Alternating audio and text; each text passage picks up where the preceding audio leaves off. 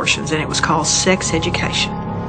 Break down their natural modesty, separate them from their parents and their values, and become the sex expert in their life, so they turn to us when we would give them a low-dose birth control pill they would get pregnant on, or a defective condom, because we didn't buy the most expensive condoms. We bought the cheapest condoms.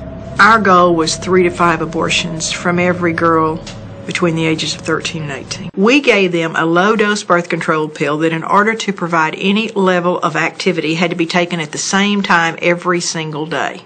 The girl wouldn't take it accurately, and if you miss that thing, the protection is out of her system. The sexual activity goes from 0 or once a week to 5 to 7 times a week. She doesn't take the pill properly. She gets pregnant. And who does she call when she's pregnant? She calls us. We're the experts. And we were ready. We used a script designed to overcome every single objection. That's what sales is. Overcome the objection and you get the order, in this case, the abortion. And when she calls, the first question is reassure.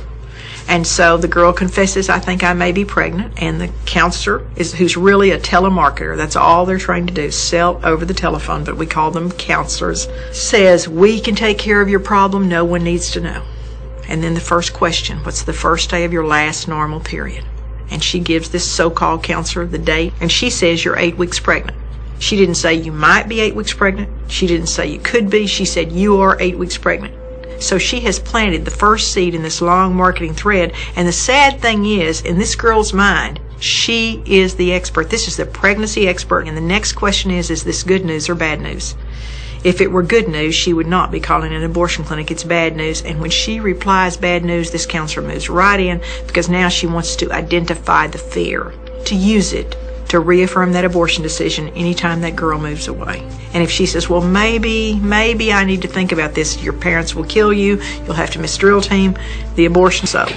Now, abortions are done through all 9 months of pregnancy, not because of Roe v. Wade, but because of Doe v. Bolte, that said for the health of the mother, an abortion can be completed through all 9 months of pregnancy. But the problem was that health was defined as mental health. And we would say to this scared young woman, you would have problems with this pregnancy should you carry it to term, wouldn't you?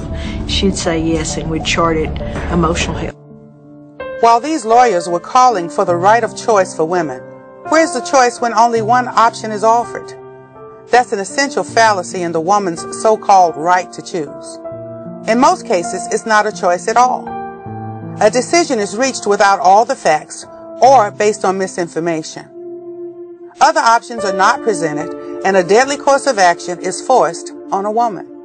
We have to talk about something that uses lies, coercion. The number one slogan for abortion is pro-choice. And the ironic thing about that slogan is that when you ask women who had abortions, why did you have that abortion? The number one response is, I felt that I had no choice. A majority, maybe upwards of 80% of abortions in America happen with some form of coercion. In other words, not the woman's choice. I had this one lady that called me one afternoon, and she said that she wanted to make an appointment for her daughter to come in and have an abortion. I said, does she want to have the abortion? Well, you know, it's not her choice. So I went to a counselor, a Christian counselor, and she kept saying I needed to have an abortion, and then this was not a good thing for me to do, and it wasn't going to be good for my kids. Then I told my fiance, then I told my mother, then I told my other family members. All of a sudden, everybody's like, you can't do this, you can't do this, you don't want to do this is not good for the kids, this is not good for you, this is not good for our marriage, I don't want to raise this child. It would have been somebody who would have changed the dynamic of our family. And the relationships that they would have created would have changed everyone that they interacted with. But they're not here. In abortion, it's not about choice, it's about despair. It's not about people who are getting abortions because of freedom of choice. It's about people getting abortions because they feel they have no freedom and no choice. Through conversations with him pushing the abortion, and then that kind of frustrated me at some point. I just felt like he didn't care about me, that he was just thinking about, like, let's fix this. That's exactly his words. We need to fix this. But I was in fear and in crisis, and at that point that I felt like I had no choice. Women are the victims. In a lot of these cases, women are coerced. and in crisis mode and regret the decision that they've made. Women feel threatened that if they don't have an abortion, their lives will be punished for it. The stories of the boyfriend saying, "I'll give you the $300 and our relationship will continue if you have the abortion. If you choose to keep the baby, there's the door." I was dating a young man and we got pregnant. And the first words out of his mouth to me were, "You're not having it, are you?" And I remember that sinking feeling in my heart, and I thought, well, no, I guess not. And I felt so much pressure. Absolutely do not think that my choice was a choice. I think it was, like I said before, I think it felt like an ultimatum. They're all screaming at me. It felt like they were screaming at me. They were constantly insisting, "You've got to kill him. You've got to abort him. You can't do this. You've got to go to the clinic. You've got to hurry up.